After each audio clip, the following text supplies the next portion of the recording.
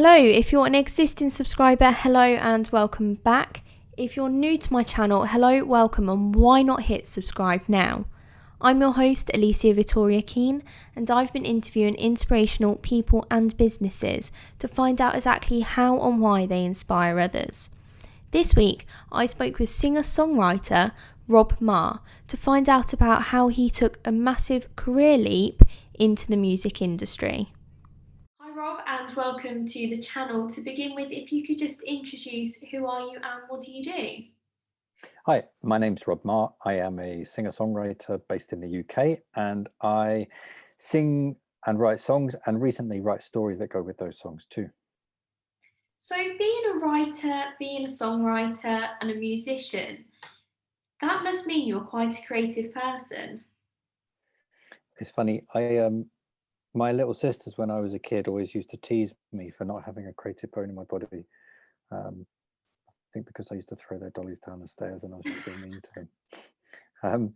But I think it's more that I really became obsessed with songwriting when I started doing it in my 20s, which is quite late. And I've always found it something that just, for me, feels like it's something important I want to do. So I don't know if I'm especially creative, but I just spend a lot of time trying to do it, I guess.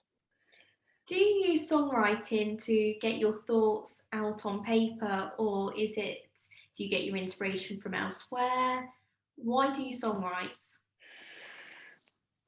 Yeah, tricky question. I think it is partly about finding out what it is that you think about something, but it nearly always takes a bit of time for me. So I almost never write about something while it's happening. But you know, a year or two later, it sort of comes bubbling up to the surface, and then quite often ends up being a song. But for this thing I've just written, I spent a lot of time trying to imagine myself in other people's shoes. So a lot of the songs were, although actually it's a really personal piece, a lot of the songs came out of me trying to imagine someone else's scenario in order to write a song about it. Why did you want to imagine yourself in someone else's shoes as opposed to your own? I suppose because I've written a couple of albums that are very much, about me and were my albums, if you like. And as I got a bit older, I think I wanted to tap into other sources of creativity or interest, and that seemed like a good way to do it.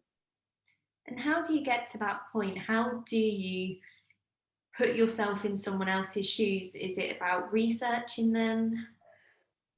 Yeah, so I did do a lot of research for this. So I guess for your listeners, the thing I've written is called Book of Man, and it's about four generations of the men of my family, starting with my great grandfather and coming through to me. And somebody had done a lot of research about my family, and then I added my own research to it, and I spoke to people and spoke to members of my family and dug into kind of suitcases full of old photographs and all sorts of stuff. And I guess that gave me a little idea of perhaps some key moments that I thought were really interesting that I wanted to write about. And how do you do it? I guess you just use your imagination, don't you? You do. Now, going back, you said that you found your love for songwriting, your love for writing, like sort of early 20s. Hmm, Now, you actually started off at medical school I did. and then you ended up swapping to English. For listeners, why did that change happen? So there was one very practical reason. So I was really unwell when I was at medical school, and I had to take a year off to get better. Um, and when I was coming towards the end of that year, I just had not massively enjoyed medical school, partly because although some of the stuff is fascinating, like I love physiology and I loved anatomy, but it really wasn't creative at all. It was very much about rote learning. And maybe if I'd have stuck with it, I would have got through that and got out to a more creative part of it. But for me, I found that really frustrating. And I had loved doing English at school and just have always loved reading. And I just decided to change tack and I guess engage another bit of my brain. And yeah, I'm really pleased I did. Did you ever think that dropping out of medical school, although you had your illness, which kind of forced the situation as well, Hmm. but did you ever feel like you were letting yourself down, that you couldn't see it through?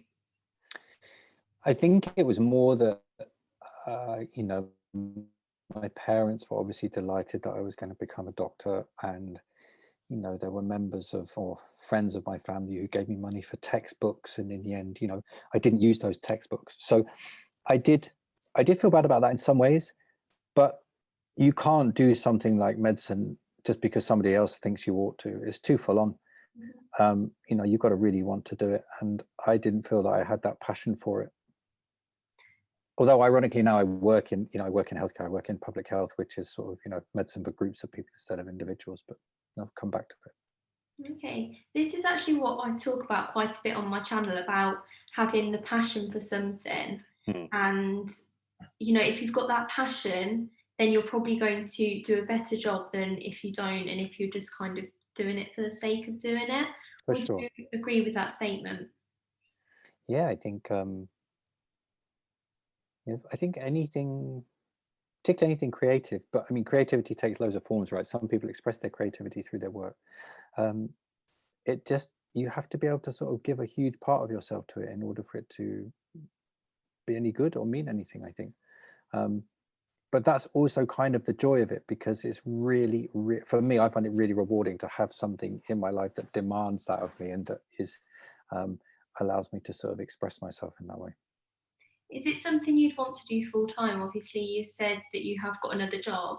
Is it something that you could see yourself doing full time, want to do full time, or is it keeping that passion there? Is that as your hobby? Yeah, that's a good question. I don't know. I think if the opportunity came to do it full time for at least a period of time, I would love to do that. But I was chatting to a mate of mine who's an artist the other day, and he was saying, the moment it becomes your job, it's something different. And I made a decision quite a long time ago now that, I hadn't ever made any money out of music, and it's actually a really difficult thing to do. And I just figured out, if I organize my life so that I've got enough time to make music, regardless of whether or not I make money out of it, then I know that will make me happy. And that's why, since then, 10 years ago or more, I've always worked part-time, and have always had the opportunity to make music alongside whatever else I do. And, it's a pretty good setup. I mean, you're doing fairly well, because if anyone watching this, if you just go to your website, you can see that you've had reviews from famous people, the likes of Rick Astley. How did all that come about? Rick was my first job in music. So when I finished studying English, a mate of mine had a studio in what was then Olympic Studios in Barnes in London. And I got a week's work experience doing, they wouldn't even let you make the tea. It was really frustrating. And I think at the end of the second day, I was pretty much ready to jack it in. The third day I came back and I ended up meeting Rick's manager, and he said, "Oh, do you remember this guy called Rick Astley?" I said, I'm a kid of the 80s. Of course I remember Rick Astley. And he said, well, he's looking for somebody to, help him out, make the tea, maybe learn how to use the kit. He's making an album. Do you want to go and meet him? And I said, well, of course I would. And then I thought I would hear nothing more. And actually he came back to me that day. I called Rick. I went to meet him the next day wearing some inexcusable outfit or other, and worked for Rick for about a year and a half. And he gave me my first start. He kind of taught me how to use all the kit. He introduced me to some people, some of whom I still work with. And that's what got me going. I suppose that comes down to being at the right place at the right time. Yeah, it's a mixture of that. And then I guess, fortunately, I recognized an opportunity and took it, because I had another job lined up, which was, on paper, a better job. And I remember talking to my dad and saying, look, I'm thinking of jacking this job in to go and work for Rick. And I said, so you're going to basically jack in a proper job with a good company to go and work for a has-been 80s pop star? I was like, yeah, that's what I'm going to do. And if I hadn't have done that, I just wouldn't have, it was the impetus I needed to really get going and get into it. That's quite a difficult thing to kind of make the decision on. How did you come to that decision? For someone who's watching this, if they're facing the same sort of dilemmas at the moment, where they've got a good job, but they've got something else that they're a bit like, what would you say to them? I'd be really reluctant to offer advice because everybody's life is different, right? But for me, it really wasn't a difficult decision. I knew if I had the opportunity to actually work in music, that for me was all I needed.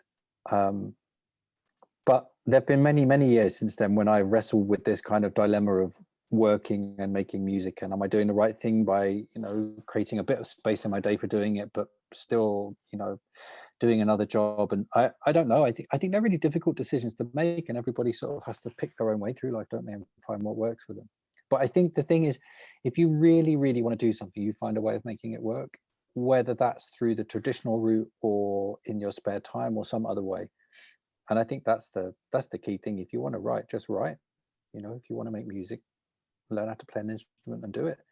And whether that leads to nothing more than playing in your bedroom, or for the tiny fraction of people who end up being world famous, just being able to do that is a massive gift. No, it definitely is. And like you say, if there's something what you want to do, you definitely, the mind will make you achieve it no matter what, if you've got that goal. Well, that must be true for you, right? You're you're setting up your own YouTube channel, you're doing interviews. That must be because that's something you love doing, presumably. Yeah, definitely. It's something I love doing, and it's not easy, don't get me wrong, but because I enjoy doing it, because again, I've got that passion, exactly the same as you, it makes you want to achieve it. It makes you want to go out, contact people, speak to people. So definitely 300%.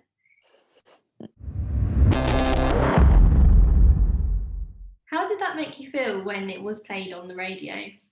Yeah, it's quite validating in truth, because you sort of slave away, and a few people listen, and you log on to your friend Rick Astley's Spotify profile and it says 5 million listeners a month, and you log on to your own profile and it says like 200 listeners a month. So those little things really keep you going. If somebody who's out there in the world doing this for a job thinks that your music is good enough to play and say something nice about it, it's really it's really encouraging. Well, thank you very much for sharing your story. Is there anything that you would say to other songwriters out there? If you love songwriting, then try and find a way to do it. No more than that. Now, finally, I do have 10 very quick questions. Yep, okay. Okay, they are completely random. I do warn you now. Mm-hmm. Do I have to answer without thinking? Is that the idea, basically? Yes. I'll do my best. If you can. Right, are you ready? Yep, I'm ready. Cool. Describe yourself in 3 words. Short-sighted, and musical. Okay. Dream job? Sourdough baker. What was that, sorry? Sourdough baker. Ah, that's quite a good one, actually. Something different? Yep. How many books have you read this year? Oh, God, I don't know. Not that many. 10, 15, something like that. Yeah, you must enjoy reading then, and that's probably what makes you a good writer, I suppose, if you're reading quite a bit. One thing that annoys you the most? Oh, God. My wife starting a toilet roll without finishing the one before drives me absolutely insane. That's an unusual one. Tube of toothpaste, the same. Just finish the tube, throw it in the bin, and we'll start a new one. I've not heard that one before. Good. That's something new. Next question. One thing that you've always wanted to achieve? An Ivor Novello. Next question. Morning, noon, or night? Morning for sure. Dream car? Oh, God. The one from the Wacky Races. I don't know what that is. God, let me think of a more sensible answer.